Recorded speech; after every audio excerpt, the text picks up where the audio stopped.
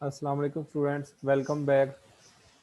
In the previous session, we have discussed the concept of investment function and determinants of investment demand curve. We have also discussed the graphical presentation of investment demand curve. Furthermore, we have also analyzed the non-income determinants of consumption and saving. Uh, in the next lecture, uh, we are going to discuss the next topic, that is multiplier effect. Uh, in this topic, we will discuss investment multiplier, government spending multiplier, and tax multiplier.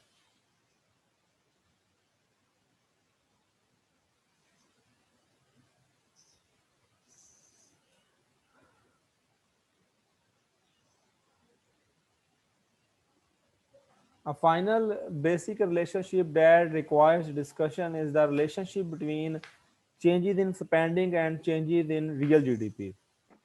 हमने spending method के जरिए GDP calculate की थी, अगर आपको याद हो, expenditure method के जरिए, उसे स्पेंडिंग मेथड भी बोल सकते हैं। उसमें हमने कैलकुलेट किया था जीडीपी को by adding consumption, investment, government spending and net export. हम इन चार वेरिएबल को, जो कि एक्सपेंडिचर वेरिएबल है, इनको ऐड अप करके हमने जीडीपी को कैलकुलेट किया था। ये चारों वेरिएबल्स जो हैं ये स्पेंडिंग वेरिएबल कहलाते हैं। y is equal to c, y stands for gdp, income of a country, is equal to c stands for private consumption expenditure, in short में हम consumption बोल देते हैं। I stands for private investment expenditure, investment in short में बोल देते हैं। G stands for government expenditure and NX stands for net export। इन चार स्पेंडिंग वेरिएबल्स को ऐड किया था हम, तो जीडीपी कैलकुलेट हो गई थी। मल्टीप्लायर इफेक्ट बेसिकली क्या फाइंड आउट करता है?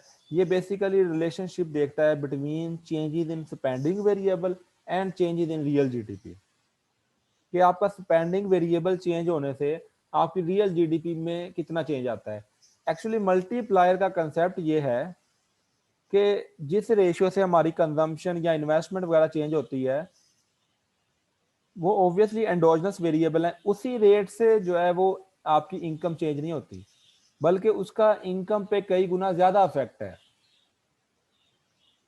अगर आपके कोई स्पेंडिंग वेरिएबल इंक्रीज करता है तो उससे जीडीपी पे जो है वो कई गुना ज्यादा इफेक्ट आता है। इस कई गुना ज्यादा को हम मल्टीप्लायर इफेक्ट कहते हैं।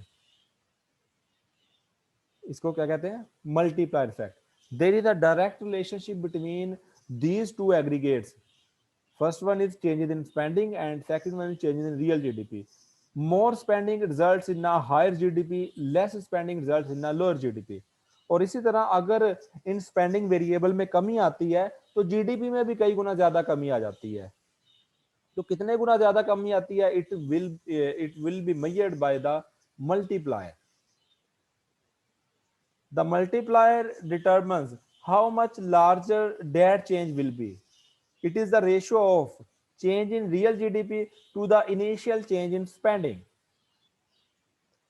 Change in spending variable result a larger change in income or GDP, and that surprising result is called multiplier effect.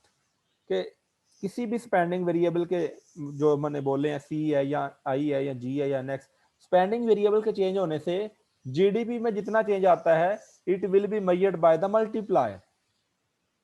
how much that change will be, it will be measured by the multiplier.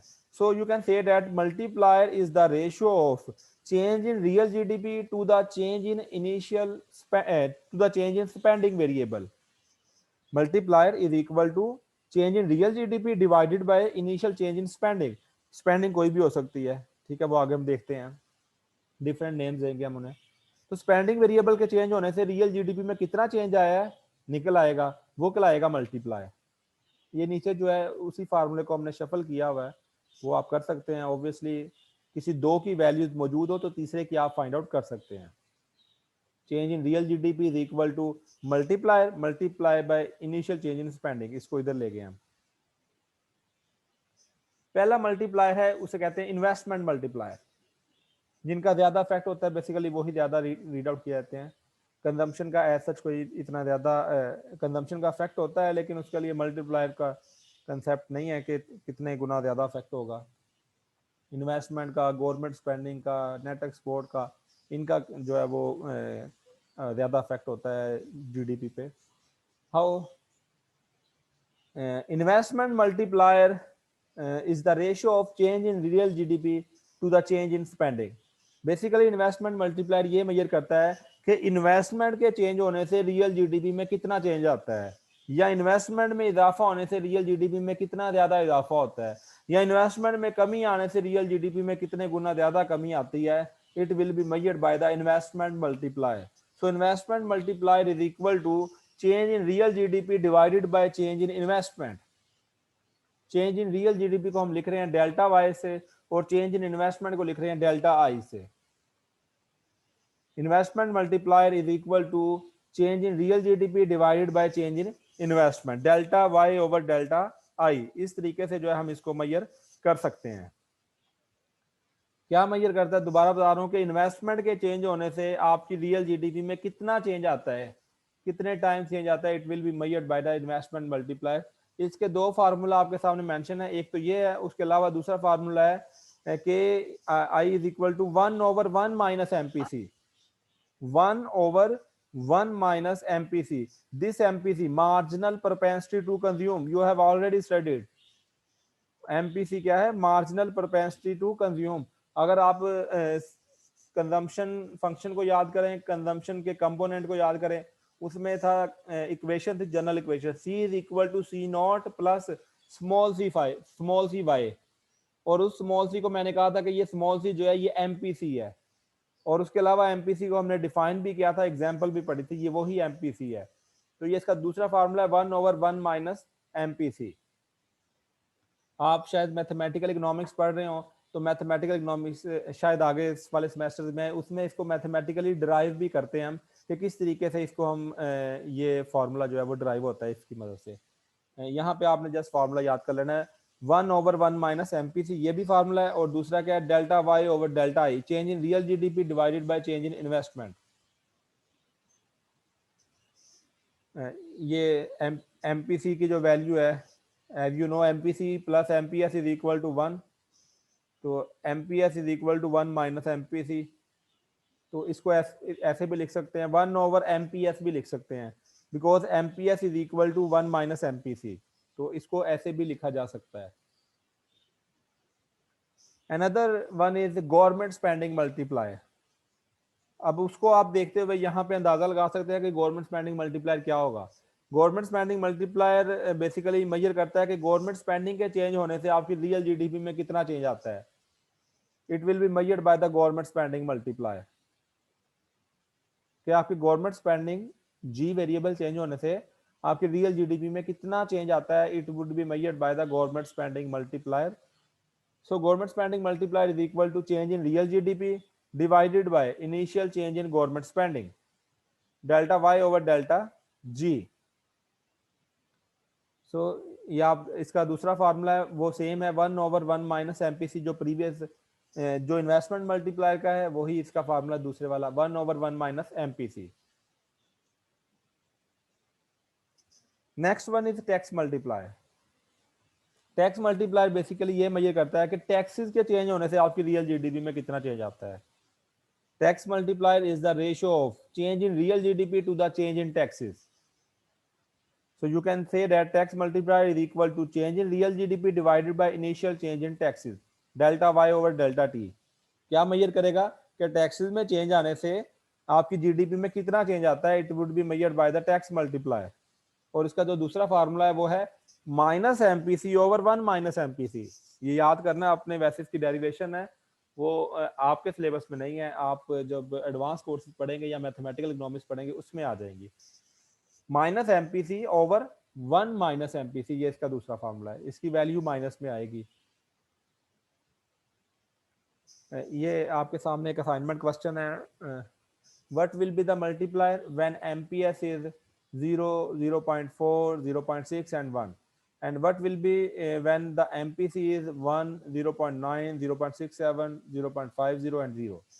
How much of change in GDP will result if firms increase their level of investment by $8 billion and MPC is 0.80, and if the MPC is 0.67? ये short question मतलब बने हुए हैं, 3 question है, इन तीनों को आपने जो है वो असाइनमेंट की सूरत में सेम वे में जो है वो सबमिट करवाना है। मैं इस असाइनमेंट को जो है वो अपलोड कर दूंगा। सर कब तक करवाना है सबमिट? सेम वे में संडे लास्ट डेट होगी। सर मंडे सर कर वो लें। फॉर्मूले में माइनस था, वो माइनस क्यों आएगा? बेटे वो नेगेटिवली इफेक्ट करता है, टैक्स मल्टीप्लाई कहता है कि टैक्सेस में बढ़ने से जीडीपी कम हो जाती है, इसलिए नेगेटिव है। ठीक है, पॉजिटिवली इफेक्ट नहीं कर रहा, वो नेगेटिवली कर रहा है। एक और क्वेश्चन भी आपके सामने वो भी मेंशन करता हूँ।